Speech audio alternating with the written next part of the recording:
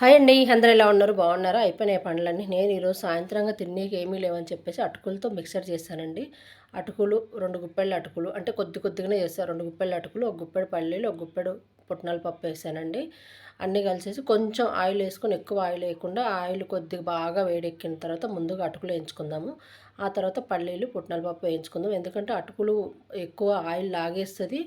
అటుకులు వేసాక చూడండి ఆయిల్ ఇలా అయిపోతుంది, డస్ట్ మొత్తం అయిపోతుంది. ఆయిల్ దేనికి పనికిరాదు. అందుకని కొంచెం వేసి ఆయిల్ కొంచెం ఒక పిరికెడు వేసుకొని వేయించుకోవచ్చు. ఎక్కువ వేసేసామనుకోండి మళ్ళీ ఆయిల్ మనకు వేరేది వాడుకొని పనికిరాదు, ఊరికే పడేసుకోవాల్సింది వస్తుంది. అందుకని కొంచెం వేయించుకొని లాస్ట్లో ఫైనల్గా అన్నీ అయిపోయిన తర్వాత కరివేపాకు వేయించేసుకొని, కరివేపాకు అందులో వేసుకొని, ఉప్పు సరిపడంత కారము, ఒక ఎల్లుల్లిపాయ చితగ్గొట్టేసేసి, నేను తీసుకున్న క్వాలిటీకి ఒక ఎల్లుల్లిపాయ, కొంచెం కారం, ఉప్పు వేసుకొని బాగా కలిపేసుకొని, నా దగ్గర బూందీ ఉంది కదండి, బూందీ కూడా కలిపేసుకుంటే వేడి వేడి అటుకులు మిక్సర్ రెడీ అయిపోయిందండి. మన ఇంట్లోనే ఉండే వాటితోనే ట్రై చేసుకోవచ్చు.